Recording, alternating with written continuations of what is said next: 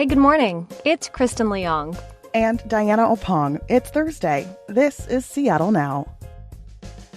Vaccines work, and they can help keep you safe from the Delta variant. But man, is that thing messing with summer? KUOW's Joshua McNichols will tell us what he heard when he visited a few Capitol Hill bars, now that many of them want proof of vaccination before letting you in. But first, let's get you caught up. No big changes in Seattle's primary outcome after the latest ballots were counted yesterday. Bruce Harrell and Lorena Gonzalez move slightly closer, but still have a lock on the top two spots. Meanwhile, the race for city attorney is still up in the air. We'll get another update tomorrow. Check out KUOW.org for the latest results. Food delivery app Postmates is forking over almost $1 million for violating the city's gig worker protections. Multiple employees say the company didn't offer them paid sick time, apparently for years. That's a problem in Seattle, which has some of the strictest gig worker protection laws in the country. Most of the $1 million settlement will go to back pay and damages for drivers. And Rain Watch 2021 continues. We're going on 52 days without any rain in Seattle, which puts us 3 days away from tying the city's record dry spell. And yes, you might have seen rain you weren't imagining that, but we measure the official Seattle rain stats at the airport. The National Weather Service says we're looking at a 30 to 50% chance of rain over the weekend. Here's Patricia Murphy. With the Delta variant driving a fifth wave of infections and people filling up the city's bars and restaurants, there's a good chance you'll be carded twice the next time you go out for a drink. As of last weekend, more nightlife spots around the city are asking customers about their vaccination status at the door. We sent our colleague Joshua McNichols to see what's going on. Hey, Joshua. Hey. So let's catch people up. How did we get to this point? Well, remember back June 30th when we reopened? Then we had the Delta variant, and some people worried if reopening was such a smart idea after all. And then the CDC changed its mask guidance, and King County did that too. So you've got places like Seattle's nightlife spots with younger customers who aren't as vaccinated, and vaccines have kind of leveled off, by the way. And there's a worker shortage, so losing staff to COVID for a couple of weeks is a risk. So bars are looking at all this stuff and thinking, how the heck do we stay open? And they said, we're going to require you to be vaccinated if you're coming in. That's how we got here. Okay. And I'm thinking back to June 30th. Wow, we were so hopeful. And here we are, right, in the mess of a Delta variant. And at this point, 9 or 10 bars around the city had workers get COVID, which led to like 60 bars around the city trying for a united front and requiring vaccines so people just don't go across the street. And you checked this out. What did you find? Where did you go? I went to a bunch of bars around Pike and Pine, and the first place I'll take you is a gay bar called Pony, and it's in this tiny building on a busy road, but inside it's like its own little world. It's got dim lights, and it's got steamy wall art, photos of muscular guys with their business hanging out. And the music's pretty good. And I spoke to this guy named Chris right after he walked in. Yeah, so when you came in the door just now, what did he ask you? Just to prove vaccination. I was a little nervous because I didn't have it on me, but I did have a screenshot of it.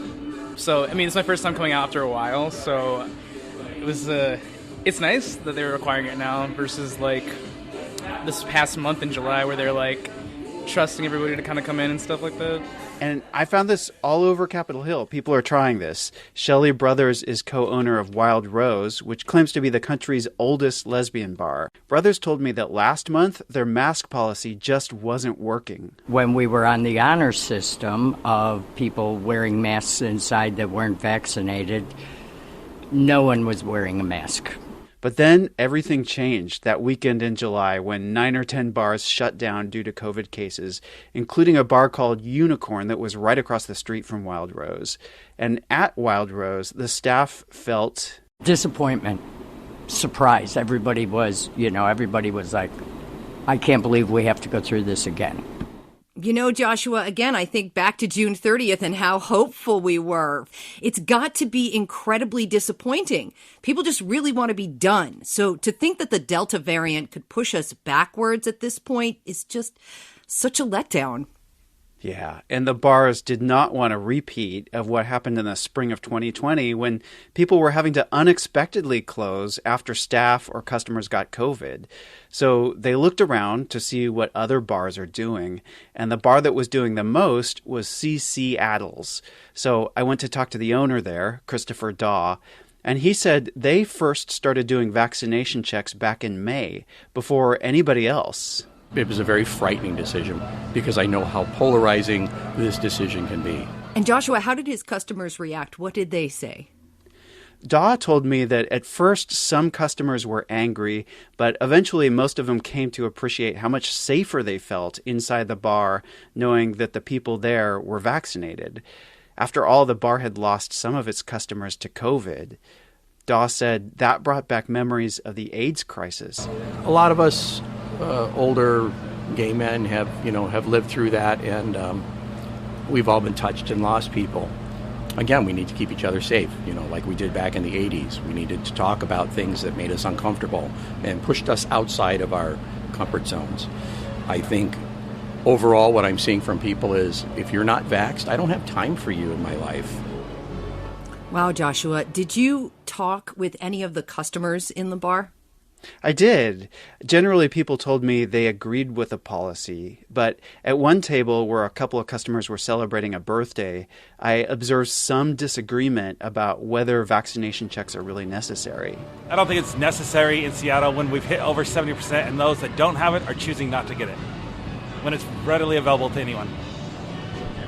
How about you? What do you think about it? I'll say it makes me feel safe, especially from the fact that I take care of 2 elderly family members. I can come out and feel safe that I'm not going to bring something back.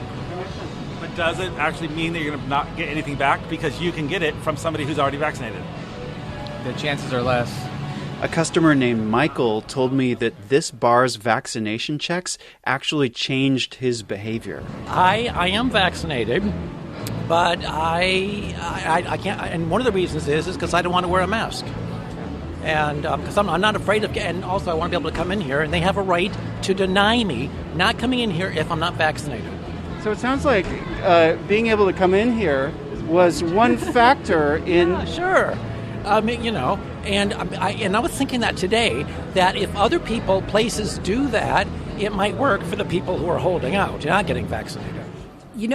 Joshua, I wonder if he is right and if that could work. Because it seems to me that here in Seattle, because the vaccination rate is about 80%, it means the number of people you're excluding with a vaccination-only policy is something you can deal with, that the bottom line might be able to deal with in your establishment. But there's got to be a niche market for the unvaccinated, a place that will take their money. Did you find any bars in the city that didn't have vaccination checks? Yeah, well, I found another gay bar on Capitol Hill called Diesel that did not have vaccination checks when I visited. I spoke to a bartender named Tucker about it. Oh yeah, what's your policy right now? Our policy is it's basically still open, and it's to your discretion if you want to wear a mask or not, but we're not requiring a vaccination card at the moment. We're thinking about it, though. You're thinking about it? We're thinking about starting to do that. Yeah. Why'd you decide not to so far? Just hiring somebody else to be at the door to watch. And, we've already been shut down for, a year. So just the extra money right now, I would say. And then the bartender hedged a little bit, and he said, I'd better ask his managers about it, which makes sense given how political this issue is. Yeah, it really is. And, the thing that he talked about in there about needing the extra money and the choice between hiring the guy at the door to police the mask situation and how it might impact their bottom line is fascinating. It sounds like Diesel might be one of the only queer bars left, though, on Capitol Hill not doing vaccination checks. How did the customers there feel about that? Well, the customers I talked to said maybe it's time for Diesel to start checking vaccinations too. I'm in favor of it personally. We've talked about being a little bit surprised that they're not requiring it here yet, and a couple of other places. We're just surprised that they haven't jumped on that bandwagon. Those are customers Shay Johnson and Joe Wright. And they told me they only visit this bar when it's relatively empty because it doesn't check people's vaccination status. And they said if that were to change, they'd show up more often. I mean, let's face it, so many of us have gone out, we've had our vaccines, we've done what we need to do, and we're being held back now, especially with the Delta variant and what have you, by people who are unvaccinated. And I don't want to sit at home because those individuals choose not to go out and be vaccinated. Let them sit at home. It's so strange, Joshua, to think that bars and restaurants could play a really important role here in pushing people to get vaccinated by taking away something they want access to. Do we know what percentage of bars are doing this? Well, I didn't do a comprehensive survey. I do know that music venues in particular were early adopters of vaccination checks, and every bar that I called about this told me that they had either started already or were seriously thinking about it.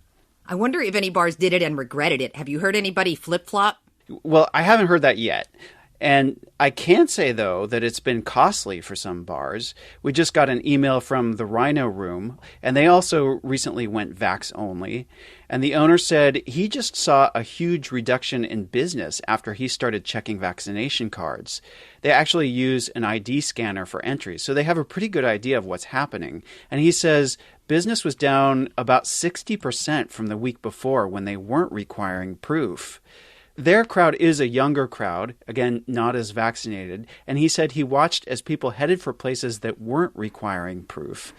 And he gets why another bar would make that choice. He told us, "We were all closed or wildly underperforming for the past 16 plus months, and there is a need to recover those funds, so it's easy to understand why some businesses aren't getting on board." And then he said, "I feel like we blew our chance to get this under control." What an interesting point. Maybe bars in Seattle will be able to pull this off, Joshua, because the vaccination rate is high enough. I could see in other places, though, this could be very painful. It would mean excluding a much larger percentage of your clientele, a much greater risk. Yeah. Even in King County, outside Seattle, the percent of customers you'd be excluding could be just way too large for bars to ignore. But bar owners, they have to weigh the gratitude they get from vaccinated customers against the frustration they get from unvaccinated customers. And then they have to listen to their consciences, too, and the guidance that they're getting from public health officials. And the messaging from public health officials, Joshua, has been an issue since the start of the pandemic. The mixed messages have created confusion and defenses for people to not get vaccinated. It's had a real impact. Yeah, and Chris Daw, the owner of CC Adel, says he wishes that public officials were clearer on their messaging, that getting vaccinated is a patriotic duty, instead of just leaving all the burden on bar owners like him. But he's been willing to take up the leadership role, however uncomfortable it might be. It's not for me to tell you how to live your life. You live your life the way you live your life, but understand the decisions that we all make have consequences. And I think a lot of the reason that people are not getting vaccinated or are resistant to getting vaccinated is because they can just come and go wherever they want as they please. And it's very, very easy for them. We as a progressive city, I think, don't want to make that tough choice for people and say, no, this is what you need to do.